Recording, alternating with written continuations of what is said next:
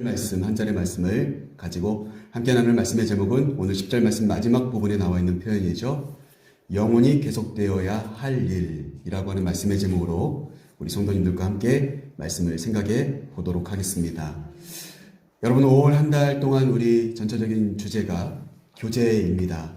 어떻게 좀 뜻깊은 교제 시간들을 보내고 계십니까? 사회적 거리두기가 너무나도 오랫동안 한 2, 3년 정도 가까이 이렇게 지속되다 보니까 사람을 만나는 것도 또 누구를 만나자고 하는 것도 부담스러운 것이 사실이죠. 그리고 점점 만나는 것도 조금은 어색하기도 합니다. 너무 또 안 만나다가 만나니까. 그리고 이거 새롭게 기쁘게 만났는데 이거 뭐 악수를 해야 되는 건지 포옹을 해도 되는 건지 뽀뽀를 해줘도 되는 건지 고민 좀 되시죠? 그렇죠? 너무 사회적 거리두기를 오랫동안 우리가 해오다 보니까 그와 같은 일들이 벌어집니다. 제가 부임하고 얼마 되지 않아서 축구대회 같은 데는 가지 않으려고 생각을 했는데 어쩔 수 없이 상황상 지방에 너무 젊은 목사님들이 없어서 제가 이제 가게 됐잖아요. 그래서 월요일날 화요일날 가서 보니까 같이 공차고 샤워하고 밥 먹고 같이 자니까 엄청 친해지더라고요. 금방 친해져요. 그 공 하나를 22명이 쫓아다니면서 이리 패스해라 저리 패스해라 잘했다 그러면서 격려해주고 등 따독여주고 막 그러면서 같이 씻고 끝나고 나면 씻고 또 목회에 대한 이야기도 함께 나누면서 식사도 하고 밤에 잠도 자고 그렇게 하니까 엄청 친해지더라고요. 그런데 어떻습니까? 우리가 오랜 시간 동안 얼굴도 잘 못 보고 만나는 것도 꺼리고 모든 모임도 하지 않고 이렇게 지내다 보니까 어색한 거죠. 그러나 우리가 회복해야 될 부분은 반드시 있다는 거예요. 우리가 서로 만나는 것을 회복해야 하고 그리고 우리가 지난 시간에 함께 말씀 나눴지 않습니까? 하나님을 만나고 그렇죠? 우리가 지난 시간에 함께 나눴던 말씀이 그거잖아요. 하나님과의 교제를 소중히 여기고 또 가족과의 교제를 소중히 여기고 이웃과 친구들과의 교제를 잘 이루자. 제가 그렇게 분명히 말씀드렸어요. 그러니까 우리는 자주 만나서 함께 부대끼고 뭐 지지고 볶고 싸우더라도 하나님한테 뭐 따지고 막 기도하면서 막 하나님한테 묻고 막 이렇게 하시더라도 자꾸 하나님과 가족과 친구들과 자주 만나시다 보면 분명히 우리는 아름답고 건강한 교제의 사람이 될 줄로 믿습니다. 우리는 혼자 살아가는 게 아니에요. 함께 살아가는 것입니다. 자, 그런데 그러기 위해서 또 하나의 팁을 하나 드려볼게요. 하루 중에 언제 포옹을 하면 가장 효과적일까? 여러분 별 연구를 다 합니다. 사람들이. 네, 수시로 하면 되지. 기분 내키면 하고 또 기분 안 내키면 안 하면 되지. 우리가 이렇게 생각할 수 있는데 언제 포옹을 해주면 껴안아주면 효과가 가장 큰가? 이런 연구를 심리학자들이 했다는 거예요. 제가 알려드릴게요. 언젠지. 그럼 이제 오늘부터 좀 하세요. 알려만 드리면 그냥 듣고만 마시지 마시고 하루 중에 총 4번입니다. 아이고 많기도 하다. 이렇게 생각하시는 분들이 있을 거예요. 잠이 들기 전에 포옹을 해주면 효과가 좋대요. 그러니까 잠이 들기 전에 누가 됐든 뭐 내 아이가 됐든 내 아내가 됐든 가족들 중에 아무튼 잠들기 전에 서로 이렇게 껴안아주면 아주 마음에 평안이 찾아온대요. 그리고 반대로 잠에서 또 깰 무렵에 아이들을 내지는 이렇게 가족들끼리 서로 껴안아주면 굉장히 마음이 평안해진대요. 그래서 하루에 잠을 설쳤든 어땠든 잠 깰 무렵에 누군가가 나를 꼭 따뜻하게 껴안아준 것 때문에 마음이 평안해지고 뭔가 힘이 난다는 거예요. 하실 거예요? 그렇게 해보실래요? 네, 혼자 계신 분들은 못하잖아요. 본인을 좀 껴안아주세요. 본인을. 자, 그런데 또 그뿐만이 아닙니다. 집에서 나설 때, 그러니까 아이들이 학교를 가기 전에 이제 학교 다녀오겠습니다 할 때요. 그때 껴안아주면 아주 아이들이 마음에 힘이 난대요. 아, 나에게 누군가가 응원을 해줬구나. 이렇게 생각하면서 하루 일과를 힘차게 생활할 수가 있대요. 그러니까 집 밖에 나가실 때 남편분들도 한 번씩 이렇게 좀 껴안아 주세요. 그리고 이제 반대로 또 집에서 돌아올 때, 집에서 돌아오면 학교 다녀왔습니다. 내지는 갔다 왔어. 이렇게 할 때요. 그때 또 한번 이렇게 껴안아 주래요. 그런데 안 껴안아줘요. 뒤도 안 돌아보고 뭐 자기 혼자 바빠요. 이러면 안 되는 거예요. 그러니까 하루에 총 4번 정도는 서로 스킨십을 하고 껴안아주면 서로가 격려를 받고 밖에서 어떤 일을 당했든 간에 집에 돌아올 때 위로를 받는다는 거예요. 오늘부터 좀 껴안아줄 마음이 생기십니까? 네. 사회적 거리두기 때문에 안 하실 건가요? 네. 그건 아니고요. 아무튼 이렇게 껴안아주고 서로 이렇게 스킨십을 하다 보면 마음이 따뜻해져요. 그래서 나도 누군가에게 힘이 되는 사람이 돼야 되겠다라고 하는 의식이 우리 마음속에 무의식적으로 생기게 된다라고 하는 심리학자들의 연구 결과가 있습니다. 여러분, 우리가 5월달 가정의 달이라고 이야기하죠. 그런데 교회만 그런 게 아니잖아요. 아마 우리 대한민국에 있는 모든 아마 교회를 다니지 않는 분들도 5월달은 가정의 달인 줄 다 알고 있을 거예요. 해마다 돌아오죠. 그러면 해마다 돌아오니까 어떨까요? 너무 자주 돌아오니까, 해마다 계속 돌아오니까 그냥 이번엔 좀 적당히 하고 말지 이렇게 하고 지나게 가는 수들도 많이 있잖아요. 그런데 여러분, 세상 사람들도 어떻습니까? 교회를 안 다니시는 분들도 5월달 어버이날이 되면 카네이션 들고 선물 들고 찾아갑니다. 미리서 전화도 드리고. 그리고 어떻습니까? 오늘이 이제 스승의 날인데, 스승의 주일인데 자신을 그동안 잘 돌봐주고 잘 이끌어 주셨던 은사님들, 선생님들께 편지도 보내고 전화도 드리고 선물도 보내고, 그러면서 어떻습니까? 나를 이렇게 있기까지 해주신 분들에 대한 감사의 마음을 표현하는 기간들인 거예요. 그러면 왜 이런 날들을 정했을까? 그런 생각을 우리가 해보게 되죠. 그렇게 정하지 않으면 우리가 잘 표현하지 못하는 사람들이기 때문입니다. 여러분 동의하시죠? 제가 지난주에 말씀드렸던 것처럼 우리는 우리의 사랑이 부족한 사람들이에요. 그러니까 이 표현하는 것도 훈련이 돼야 되는데 잘 안 하면 훈련이 안 되는 거예요. 습관이 안 되는 거예요. 그러니까 뭐 낯간지러워서 못하는 거죠. 사랑해 이렇게 말하는 것도 쉽게 못하는 거고요. 고마워, 감사합니다, 정말 멋집니다, 이런 칭찬 자체를 우리가 입에 잘 붙기가 어렵습니다. 왜냐하면 자주 듣지도 못하고 자주 하지도 못하기 때문이에요. 그러니까 5월달 가정의 날이라도 만들어서, 이런 날들이라도 만들어서 표현을 하자. 저는 이러한 날들을 정하신 분들에게 표창장을 줘야 된다고 생각을 해요. 그런 분들 때문에 우리가 어떻습니까? 한 번이라도 더 어떻습니까? 내가 내 마음의 인격이, 나의 상태가 어떤지를 돌아보게 되는 거예요.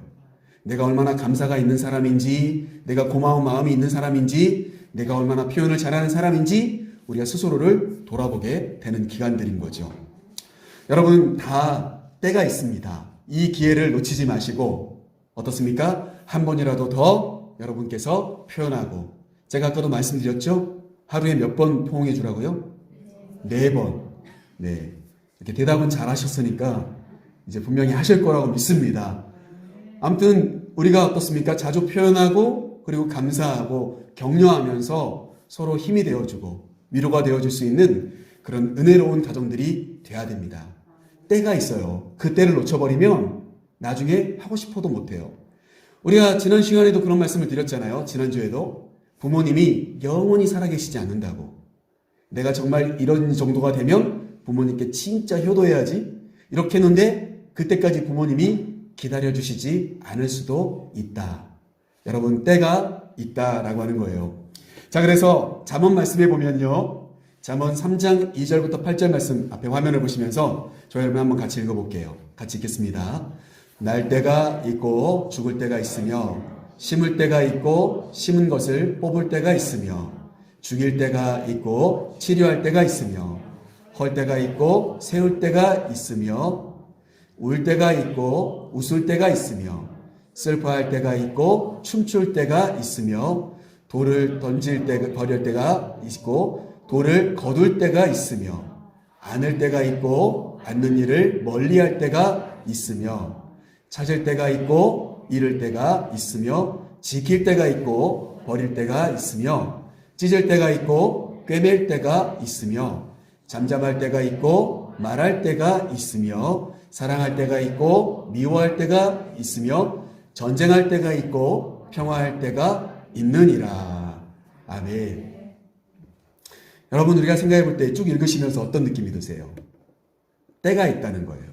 한마디로 말씀드린다면 그 때에 맞게 행동하는 자가 지혜로운 사람이고요, 현명한 사람이고, 때에 맞는 말, 때에 맞는 행동, 때에 맞는 무언가를 할 수 있는 사람이 진짜 바른 인격의 사람이고 하나님이 원하시는 삶을 살아가는 사람이다.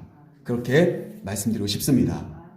여러분, 저와 여러분이 때를 잘 지키고 그때에 맞는 가르침, 그때에 맞는 훈련, 그때에 맞는 표현을 잘할 수 있는 그런 하나님의 진정한 사람들이 다 되시기를 주님의 이름으로 축복합니다. 제가 오늘 말씀을 준비하면서 이 때에 대한 이야기들을 좀 해볼까 해서 말씀을 준비한 겁니다. 자, 그런데 보십시오. 부모 역할의 훈련이라고 하는 것을 창시한 토마스 고든이라고 하는 사람이 이런 말을 했어요. 하나님은 부모에게 13년의 유예기한을 주셨다. 이렇게 이야기를 했어요. 하나님이 부모라고 하는 존재들에게 13년이라고 하는 시간을 주었다라고 이야기한 거예요. 이 기간은 어떤 기간일까요? 소위 말해서 아이가 태어나서 13년의 세월 안에 어떻습니까? 부모가 어떤 역할을 해주느냐가 굉장히 이 아이의 인생을 변화시키게 될 것이다 라고 하는 그와 같은 이야기예요. 그러니까 부모의 역할을 어떻게 하면 잘할 수 있는지 훈련하는 그런 훈련을 맡아서 수고하였던 창시자라고 할 수 있는 토마스 고든이 했던 이야기가 어떤 의미를 가지고 있는지 여러분, 성경을 보면 또 이 사회를 보면 우리가 잘 알 수가 있습니다. 그런데 분명한 것은 어떻습니까? 교회 안에서도 마찬가지로 제가 몇 번 말씀을 드립니다만은 아마 이번 달에 한 4-5번은 말씀드린 것 같아요. 한 살이라도 더 젊을 때, 한 살이라도 더 어릴 때 뭔가 바르게 안내하고 하나님을 가르쳐 주어야 된다. 이 이야기를 제가 여러 번 했던 것 같아요. 여러분 기억하시죠? 여러분 똑같습니다. 제가 이 말씀을 준비하면서 우리가 오늘 스승의 주일인데 우리가 뭔가를 가르치고 뭔가를 배우는 입장인데 어떻습니까? 누군가는 스승이고 누군가는 제자이고 누군가는 오늘도 뭔가를 이야기하는 사람이고 누군가는 듣고 있을 텐데 그것도 마찬가지로 때가 있다라고 하는 거예요. 그 때를 놓치면 어떨까요? 또 다른 기회가 오기까지 꽤 많은 어려움이 있다는 것을 우리가 알아야 합니다. 자녀의 교육이라고 하는 것이 어떻게 보면 13년, 그러니까 초등학교 6학년까지의 이야기예요. 그러니까 그 안에 아이들은 어느 정도 모든 것들을 경험하고 인식하며 그들의 성품이 훈련되게 되어 있다라고 하는 거예요. 그러면 그뿐만이 아닙니다. 제가 이 조사를 보았는데요. 예수님을 영접하는 시기를 보아도 이게 참 많이 맞습니다. 많이 맞는데 한 살이라도 더 젊을 때 조금이라도 순수할 때 예수님을 영접하고 만나야 된다라는 이야기예요. 여러분 표의 맨 오른쪽에 보시면 40세 이상 되어서 예수님을 만난 사람은 불과 14.6%밖에 되지 않습니다. 그러니까 아주 나이 들어서 40대 이후에 예수님을 처음 만나서 인격적으로 만나서 신앙생활 열심히 잘하기가 그렇게 쉽지 않다는 이야기예요.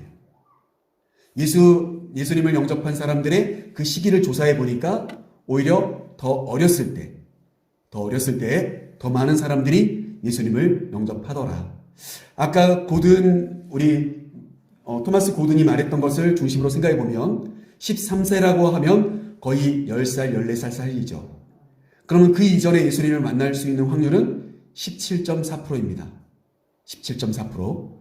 이 표를 보시면 그러면 가장 많은 퍼센테이지가 있는 것은 15세에서 19세예요. 그러니까 오늘날로 따지면 우리 중학생, 고등학생 시절 때 예수님을 인격적으로 만나면 어떻습니까? 진짜 믿음의 사람으로 굳건하게 세워질 수 있다. 라고 그렇게 이야기하고 있는 거죠. 가장 많은 퍼센테이지가 26%인데 바로 그 위치에 있는 사람들이 우리 중학생들, 고등학생들이더라 라고 하는 거예요. 그러면 이 표를 보실 때 고등학생, 중학생 전까지를 쭉 계산해 보면 굉장히 많습니다. 거의 그 퍼센테이지가 40%가 넘어요. 그러니까 인생을 100세 시대로 생각하고 우리 이 자리에 계시는 분들은 미리서 축복 한번 할게요. 100세까지 책임지고 사실 줄로 믿습니다. 네, 너무 일찍 죽으시지 마시고요. 주님이 이 땅 가운데 보내주신 사명 충분히 감당하시고 100세까지 아니 그 이상 사셔도 됩니다. 절대 제가 말리지 않을게요. 기도해 드리겠습니다. 그런데 여러분 인생 100세라고 생각해 보았을 때 어떻습니까? 19세 정도면 완전히 초반이잖아요. 그죠? 20세도 되지 않은 인생의 완전 초반에 정말 순수한 그 시절에 예수님을 만나면 어떨까요? 그때부터 진짜 바른 삶으로 자신의 인생을 쭉 살아가게 되겠죠.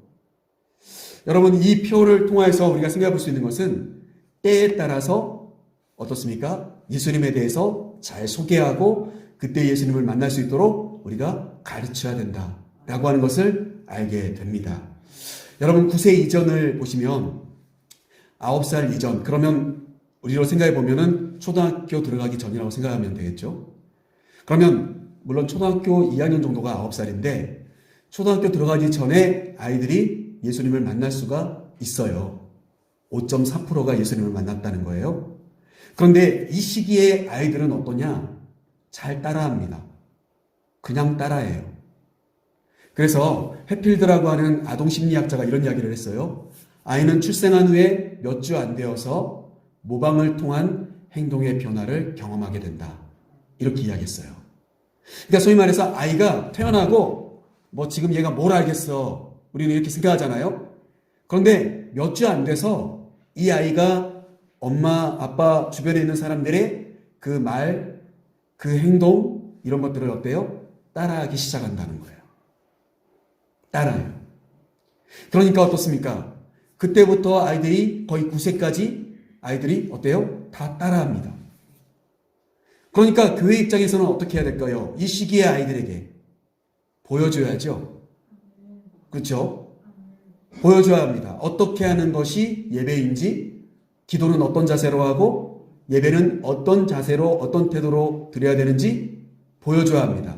자꾸 보여주면 선생님들이 자꾸 보여주고 부모님들이 자꾸 보여주면 아이가 어떻게 해요? 따라하는 거예요. 그냥 따라합니다. 자연스럽게. 왠지 안 물어봐요. 그냥 따라해요. 엄마와 아빠와 선생님들을 따라하는 겁니다. 그러니까 자꾸 보여주면 돼요. 이 시기에는.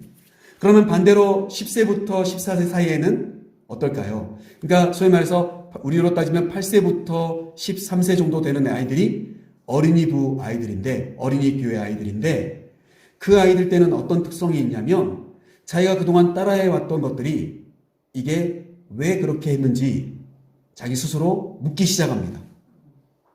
내가 왜 그렇게 예배를 드렸는지, 왜 우리 엄마는 그렇게 이야기했는지, 왜 우리 아빠는 그렇게 화를 냈는지 생각하면서 어때요?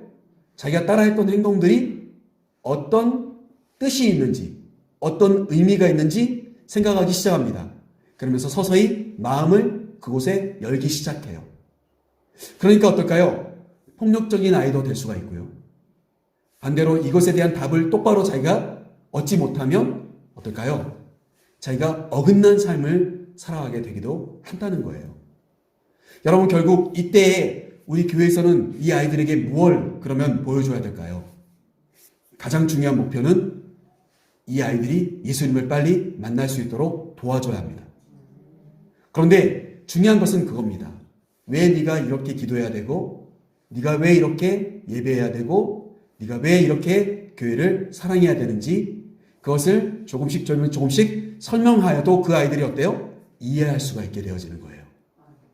그러니까 어떻습니까? 주일학교 신앙, 우리 옛날에 말하는 주일학교 신앙, 그 신앙을 했던 친구들은 어때요? 그때 참 궁금했어요. 내가 왜 이렇게 기도하는지, 내가 왜 교회 와야 되는지, 예수님은 왜 십자가에 달려 죽으셨어야 되는지, 왜 내가 죄인이라고 하는지 궁금했는데 그때 대답을 선생님이 잘 해주신다든지 부모님이 잘 해주었을 때 그 아이는요 결코 교회 밖으로 떠나지 않는다는 거예요.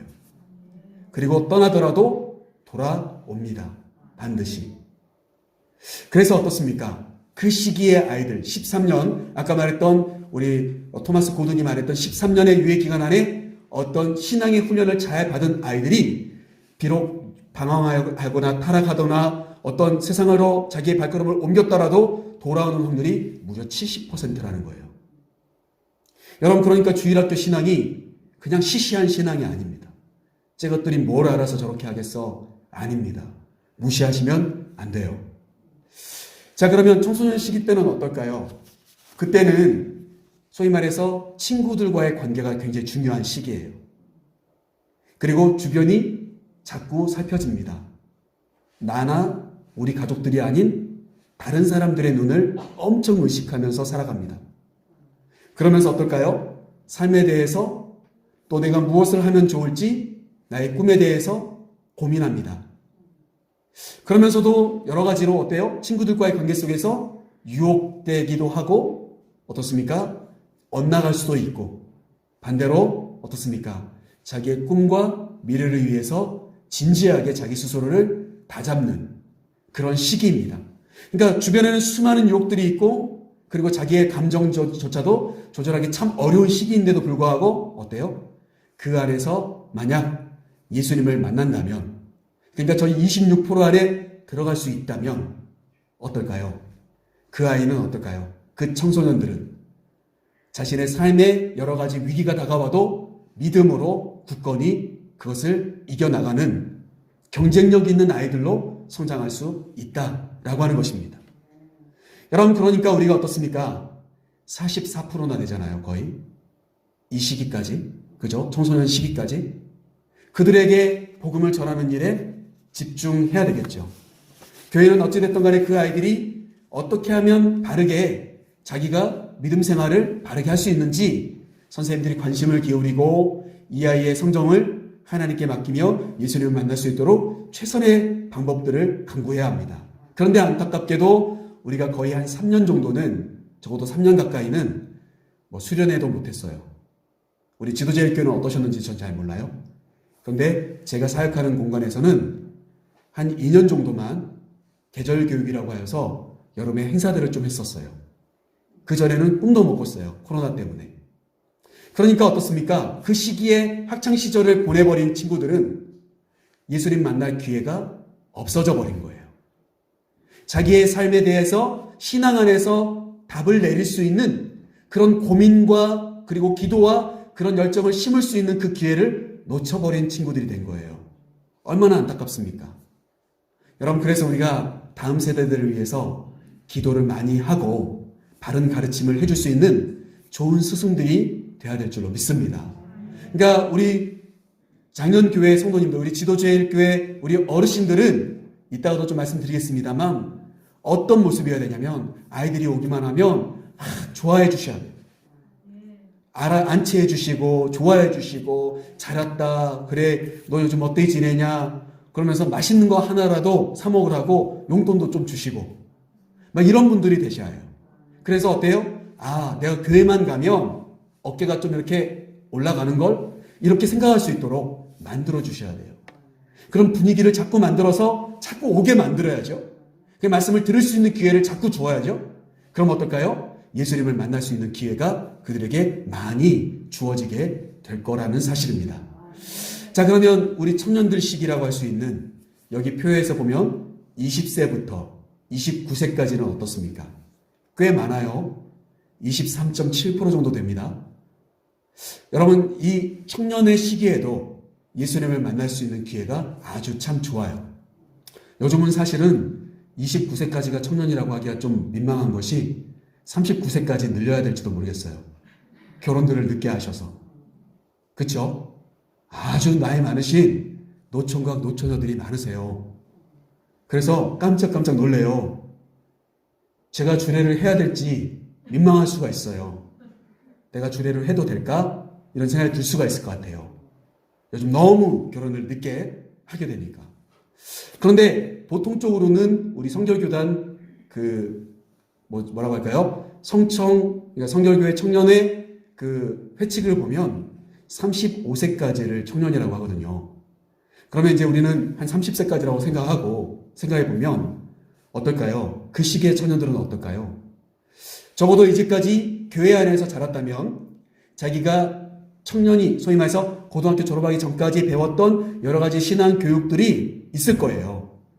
그러면 그것들을 누군가가 그와 비슷한 질문을 나에게 했을 때 내가 그것에 대해서 어느 정도 논리적으로 이야기해 줄 수 있는 수준 정도는 되어줘야 될 텐데 그게 잘 안 될 수가 있어요. 그러니까 사실 우리 청년들이 정말 대도시권에 가서 좀 그렇게 바르게 신앙을 훈련받는 교회를 가보시면 청년들이 많이 합니다. 제자 훈련을요. 성경 공부를 그렇게 많이 해요. 이단들도요, 신천지도 성경 공부 시켜요. 그 연령층에 있는 사람들을. 열심히 훈련시킵니다. 여러분, 성경 말씀을 배우는 시기가 되어 하면서 동시에 이제까지 배워왔던 것들을 한번 쫙 정리할 필요가 있어요. 그래서 누가 나에게 어떤 질문을 해도, 후배들이 나에게 질문을 해도 내가 바르게 착실하게 잘 가르쳐 줄 수 있는 진짜 교사가 돼야 하죠. 복음 제시가 바르고 예수님에 대한 십자가의 복음이 분명히 내 마음에 딱 논리적으로 세워져 있어야 될 시기가 바로 그 청년의 시기라는 거예요. 그러면 이단이 와도 이길 수 있어요. 어떤 이단이 와도. 근데 그거 없이 그냥 청년이 되어버린 거예요. 그러니까 어때요? 조금만 유혹이 찾아오면 확 넘어가 버립니다. 신앙을 버려버립니다. 여러분, 굉장히 중요한 시기가 청년의 시기입니다. 왜냐하면 직장도 결정해야 되죠. 학업도 결정해야 되죠. 어떻게 하면 조금 더 성공적인 인생을 살아갈 것인지 주변 사람들과 함께 경쟁도 해야 되죠. 그러면서 연애도 해야 되죠. 그리고 어떻습니까? 결혼도 해야 돼요. 좀 빨리 결혼하면 출산도 해야 돼요. 어찌 보면 이 청년의 시기 때 인생에 굉장히 큰 산봉우리가 하나 우뚝 서 있습니다. 그러니까 어떨까요? 믿음 안에서 그들이 승리할 수 있도록 도와주는 것이 우리의 역할이 돼야 되죠. 청년들은 굉장히 어른들에게 자극제가 되어집니다. 청년들 중에 믿음이 좋은 청년이 있으면요, 어른들이요, 부끄러워서 그 청년 앞에서 함부로 말을 못해요. 그렇잖아요. 나는 어른인데 쟤는 청년이고. 그런데 어때요? 그 청년이 나보다 더 믿음 생활을 잘해. 열심히 기도하고 전도도 하고 예배도 열심히 드리고 말씀도 더 잘 알아. 그러면 어때요, 여러분? 장년들에게 엄청난 자극제가 되어집니다. 그러면서 동시에 그런 믿음 좋은 청년이 있으면 어떨까요? 밑에 있는 교육기관들이 훌륭한 교사로서, 훌륭한 모델로서 그 청년이 사명 감당하기만 하면 어떨까요? 또 그와 같은 청년들이 탄생되는 것은 시간 문제인 것이죠. 여러분, 굉장히 중요한 시기입니다. 교회 안에서도 청년들이 정말 중요한 역할을 그렇게 감당할 수 있도록 자꾸 장을 마련하고 우리가 그렇게 해나가야 됩니다. 자, 그러면 장년교회는 어떨까요? 장년들은 이제 천국에 빨리 가시면 되겠습니까? 그건 아니에요. 여러분, 시편 120편 말씀에 보면 우리가 어떤 말씀이 있습니까? 시편 150편 말씀에 보면 여러분, 호흡이 있는 자마다 여호와를 찬양하라고 하죠. 저는 그 말씀을 이렇게 바꿔서 말하고 싶어요. 호흡이 있는 자마다 교육을 받아라. 이렇게 말하고 싶어요. 여러분, 우리가 호흡이 끊어지는 순간까지 배울 것이 정말 많습니다. 세상에. 정말 많은 걸 배워야 합니다. 그런데 배움이 끊어진 분들이 있어요. 나는 더 이상 안 배워. 나는 다 알아. 그러면 진짜 천국 가시는 것밖에 없어요. 정말로. 그런데 어때요? 나는 여전히 부족해. 나는 뭔가 배워야 되겠어. 뭔가 알고 싶어. 깨닫고 싶어. 그런 마음들이 드신 분들은 어때요? 계속해서 믿음도 성장하고 인격도 성장하고 삶도 성장할 줄로 믿습니다. 여러분, 어른들부터도 이게 우리는 이제 배워봤자 뭐 하겠어? 아니에요. 배우세요. 그리고 가르침을 받으셔야 해요. 그러면서 동시에 진짜 어른이 되어주셔야 돼요. 그럴 때 밑에 있는 우리 어린이들부터 청년들까지 진짜 어른이 필요해요. 인생에 여러 가지 고민이 있었고 말씀을 잘 모를 때에도 어때요? 진짜 어르신한테 찾아가서 물어볼 수 있어야 되잖아요. 저분처럼 내가 좀 믿음 생활했으면 좋겠어. 이런 어떤 모델이 되어주셔야 되잖아요. 그렇죠? 그러니까 어떻습니까? 점점 나이를 드실수록 정말 여러분 우리가 가시방석인 거예요. 배운 건 많지 않은데 뭔가 요구하는 것은 많고 그러면서 어때요? 나는 잘 모르겠고 할 줄 아는 거 없는 것 같고. 그런데 여러분 그때가 배움의 시작이 돼야 될 때라는 것을 잊지 마십시오. 뭔가 좀 궁금하세요? 그러면 그때가 배워야 될 때인 거예요. 여러분 그때를 놓치시면 영영 배우실 시기를 놓쳐버리시게 될 거라는 사실이에요. 여러분 그래서 우리 사랑하는 지도제일교회 안에 있는 저도 마찬가지예요.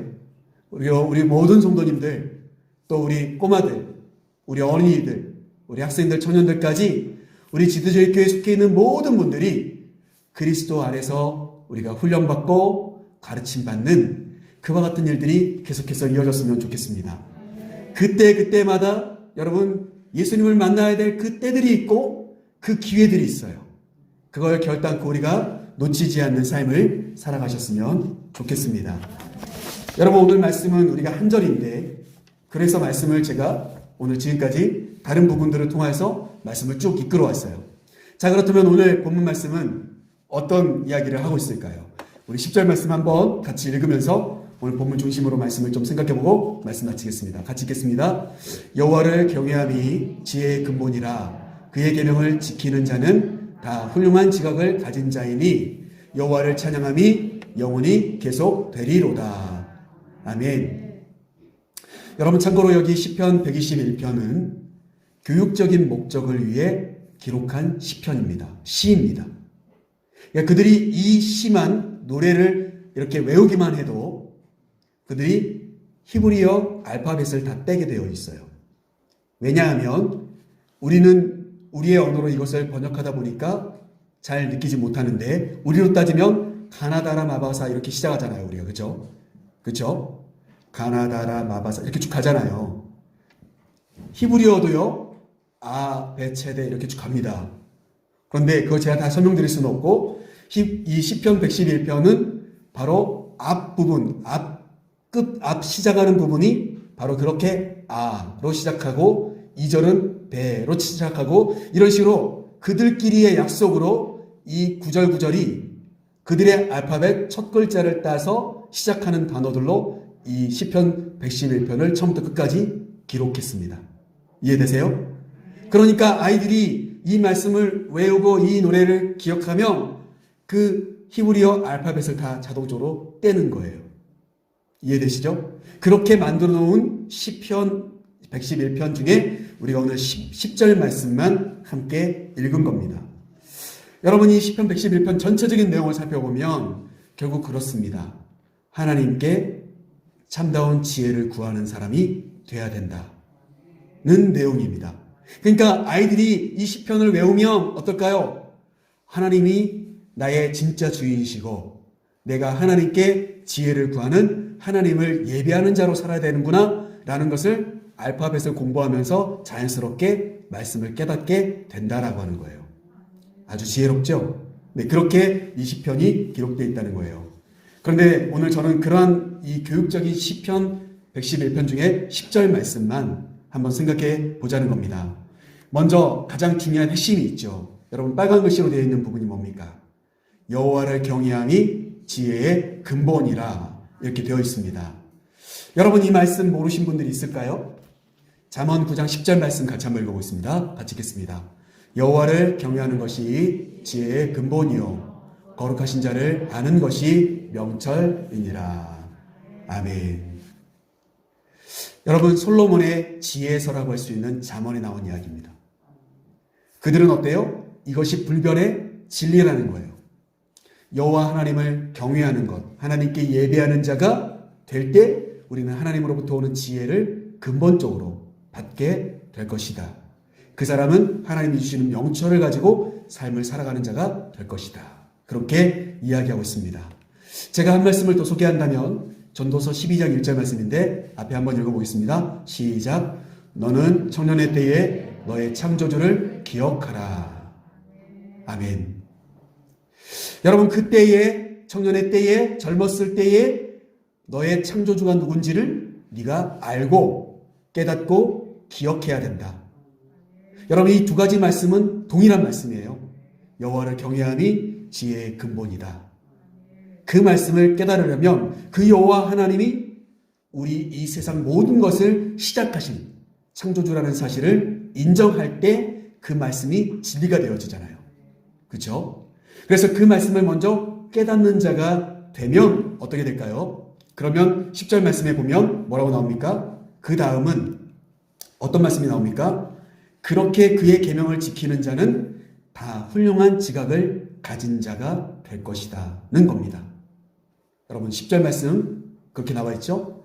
여호와를 경외함이 지혜의 근본이라 그의 계명을 지키는 자는, 그러니까 이 진리의 말씀은 불변의 진리인데 그 말씀을 지켜내는 사람은 훌륭한 지각을 가진 자, 훌륭한 판단력을 가진 자가 되어서 인생을 성공적으로 이끌어가게 될 것이다 라고 가르쳐주고 있어요. 여러분, 그래서 제가 솔로몬의 잠언 말씀 중에 1장 말씀에 보면 어떻게 보면 잠언 말씀이 어떤 의미가 있는지 우리에게 소개해 주는 부분인데 한번 말씀을 좀 길지만 함께 읽어보겠습니다. 3절부터 5절 같이 읽겠습니다. 지혜롭게, 공의롭게, 정의롭게, 정직하게 행할 일에 대하여 훈계를 받게 하며 어리석은 자를 슬기롭게 하며 젊은 자에게 지식과 근신함을 주기 위한 것이니 지혜 있는 자는 듣고 학식이 더할 것이요 명철한 자는 지략을 얻을 것이라. 아멘. 무엇이 이렇게 한다는 겁니까? 하나님의 말씀이요. 그러니까 어때요? 그 하나님의 말씀을 통해 가르침을 받아야 된다라고 하는 이야기를 하고 있습니다. 그런데 이 잠언 말씀 1절부터 3절부터 5절 말씀, 1장 3절부터 5절 말씀은 뭘 이야기하고 있습니까? 결국 이 말씀을 통하여서 우리는 지혜로운 삶을 살아가는 사람으로 바뀌게 될 것이다 라고 이야기하고 있는 거예요. 여러분, 그러기에 어떻습니까? 아까도 말씀드렸죠? 첫 번째는 여호와 하나님의 진리가 있어요. 불변의 진리가 있어요. 그러면 그 진리를 자기의 것으로 삼고 지켜내기 시작하면 어떨까요? 그 진리로 인하여서 내가 지혜로운 사람으로 변화되게 되어지더라. 그러면 어때요? 인생을 성공하는 삶을 살아가게 될 거라고 하는 사실이죠. 자, 그러면 10절 말씀에서 나머지 부분에서 뭘 이야기합니까? 그렇게 훌륭한 지각을 가진 자이니 그 사람은 어떻게 하죠? 여호와를 찬양함이 영원히 계속되는 삶을 살아가게 될 것이다. 바로 그렇게 오늘 말씀이 정리하고 있습니다. 자, 이것을 다시 한번 정리해 보겠습니다. 오늘 이것만 정리해 보면 말씀이 끝나요. 자, 영원히 계속되어야 될 일이 있어요. 반복적으로 계속해서. 그것은 첫 번째는 뭡니까? 진리를 배우는 자 되어야 된다는 거예요. 진리가 무엇입니까? 여호와를 경외하는 것이 지혜의 근본이다. 내가 진짜 바른 삶을 살아가기 위해선 여호와 하나님께 예배하는 자가 되어야 된다는 것을 깨달아라 라고 하는 거죠. 그렇게 해서 하나님을 경외하는 자가 되면 그 사람은 어떤 사람이 되나요? 지각에 뛰어난 사람이 된다는 겁니다. 그러면 그 사람은 어떻게 합니까? 다시 여호와 하나님께 영광을 돌리는 사람이 되어질 것이다 는 거죠. 그러면 하나님께 영광을 돌리는 그 사람에게 하나님은 무엇을 주실까요? 또 복을 주시고 또 지혜를 주시고 명철하게 깨달음을 주십니다. 그러면 다시 어떻게 되죠? 그렇게 깨달은 자는 여호와 하나님을 경외하고 지각이 뛰어난 자가 되어서 또 하나님을 경외하는 사람이 되어지는 거죠. 여러분, 이것은 한 번에 멈춰지는 완성이 아니라 우리가 죽을 때까지, 주님이 부르시는 그날까지 계속해서 반복되고 반복되어지는 하나의 사이클인 거예요. 이해되십니까? 그래서 어때요? 오늘만이 아니라, 내일만이 아니라 어떻습니까? 영원히 계속되어야 될 일이라는 거예요. 여러분, 이 자리에 계신 우리 성도님들과 제가 나이 들어서 어느덧 죽음이라고 하는 것이 우리에게 다가온다 할지라도 우리의 자녀들이 또 이와 같은 공식 안에서 또 그들의 삶이 여호와 하나님을 경외하여서 하나님께서 주시는 지혜를 가지고 훌륭한 지각의 사람으로 변화되어지고 성공한 인생을 살아가야 되지 않겠습니까? 그리고 그 영광을 하나님께 돌리는 사람이 되어야 되지 않겠습니까? 그렇게 계속해서 지금까지 성경에 나오는 모든 인물들은 바로 그렇게 시대마다 이와 같은 원리 안에서 살아가는 사람들이었다라는 라고 하는 사실입니다. 말씀 마치겠습니다. 사랑하는 성도 여러분, 저와 여러분이 때를 놓치지 않았으면 좋겠습니다. 그리고 저희 자녀들에게 가르쳐야 될 때를 놓치지 않으셨으면 좋겠습니다. 그 때가 오기를 기도하셔야 합니다. 그리고 여러분 그 때 안에서 그 때에 맞게 여러분 예수 그리스도를 그들 안에 심어줄 수 있는 그와 같은 부모로서 또 좋은 스승으로서 믿음의 선벌로서의 삶들이 저 여러분들의 모든 삶이 되시기를 주님의 이름으로 간절히 축복합니다. 우리에게 이것이 멈춰지는 것이 아니라 영원히 계속해서 반복되어지는 그와 같은 우리 안에서 계속해서 일어나는 일들이 될 수 있기를 간절히 소망합니다.